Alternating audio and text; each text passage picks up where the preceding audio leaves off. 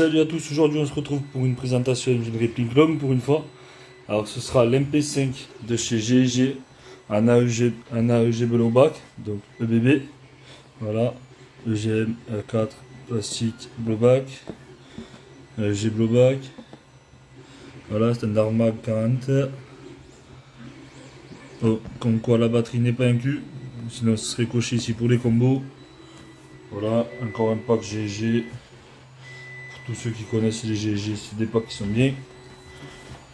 Voilà, une petite poignée de transport. Voilà, un renseignement.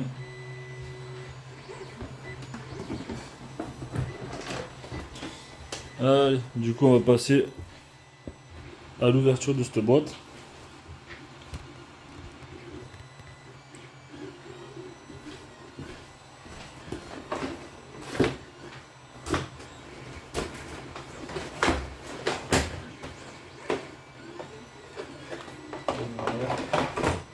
On va commencer avec le livret de la marque, voilà, qui explique le fonctionnement, comment s'en servir, tout ce qu'il faut savoir, quoi, en plusieurs langues. Ceci, c'est pour les gens qui veulent suivre un peu les actus GG, je pense. Voilà, c'est explique les tournois. Là, il y a un truc sur le club. Là, vous avez leur gamme de pistolet. Enfin, je ne le déplie pas, il y a les gammes de mitraillettes, voilà. C'est de la pub pour eux. Ensuite, on va retrouver ceci. Bon, ça, normalement, c'est pour tout ce qui est US ou certains pays. Ou si vous voulez le mettre, hein, après, je dis pas le contraire. Moi, c'était celui-là qui était monté dessus quand je l'ai eu. Du coup, j'ai monté le noir, c'est exactement la même chose. Alors que ce soit le noir ou celui-là.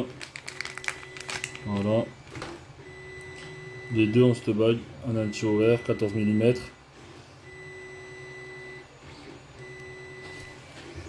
Voilà pour accueillir un silencieux. Donc, je vous laisse deviner que c'est pareil sur le noir, comme j'ai dit. Voilà. Ensuite, nous allons avoir le chargeur, 50 coups, enfin 40-50 coups. Personnellement, je n'arrive pas à compter, donc c'est un mid-cap. Voilà, le seul marquage qu'il y aura dessus, c'est ça, 9 mm par 19. Après, il n'y aura pas d'autre marquage à part là. Petit GG armement.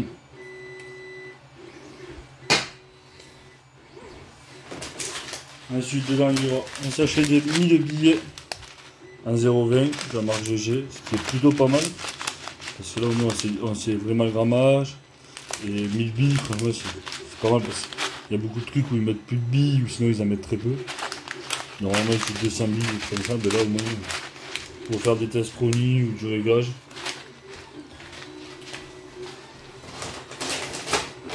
Et après, nous allons avoir la réplique avec un bouchon. Voilà.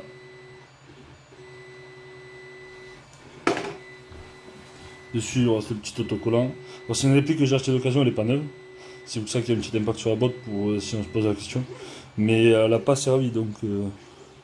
Alors, les marquages qu'on va retrouver, donc sélecteur de tir, voilà, auto, sécu, semi, auto, Made in Taiwan, voilà, pas de marquage à proprement dit, sélecteur de tir ambidextre, voilà, toujours pareil.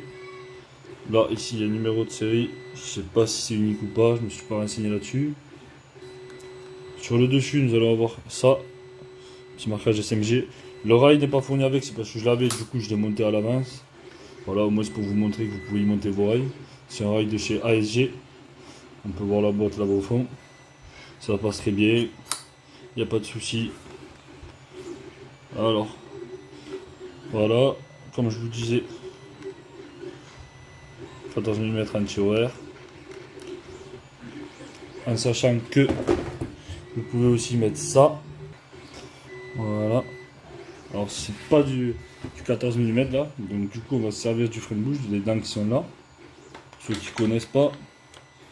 Voilà, un petit quart de tour. Et là le silencieux est mis.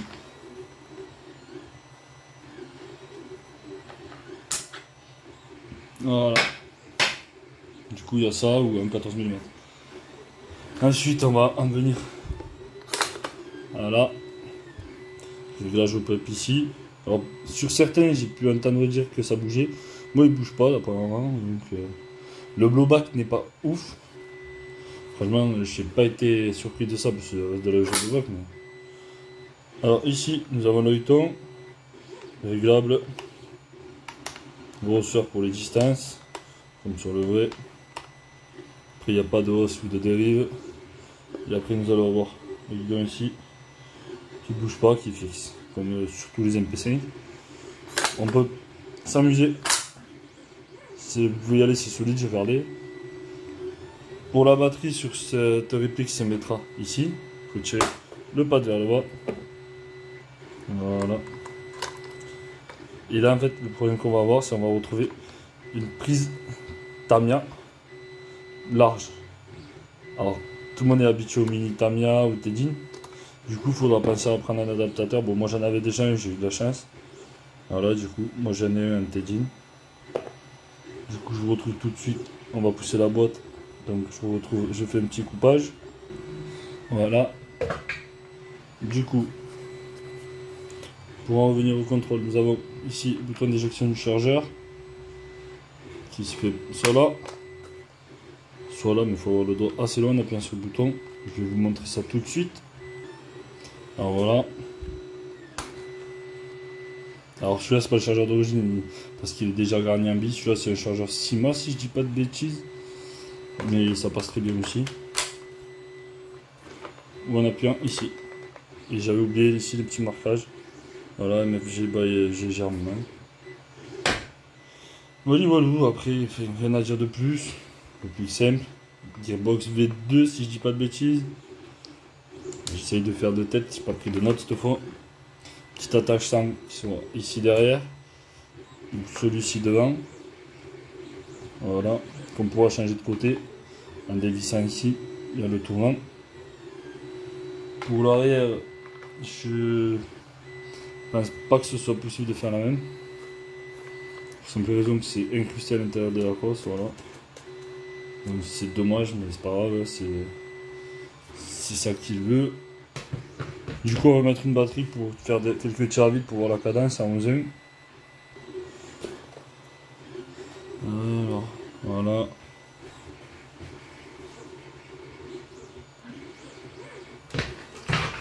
Le truc qui est bien, c'est que vu que la crosse est vide et que c'est derrière dans la crosse et pas dans le garde-main comme sur certains, on peut mettre pas mal de sortes de batteries, même des grosses, ça gênera pas du tout, parce qu'il y a vraiment de la place.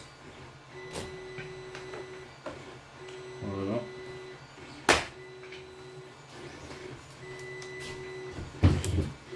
Alors on va se mettre en semi. Vous voyez, le blowback il est pas ouf.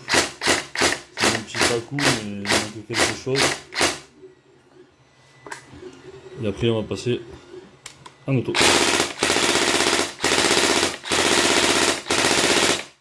On va faire quelques petites vibrations quand le blowback qui sert à rien.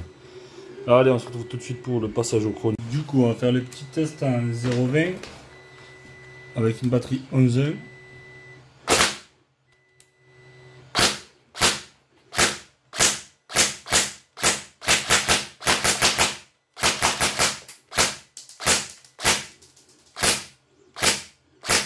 Alors on peut constater qu'on tape à moins d'un joule ou 318 en moyenne de FPS.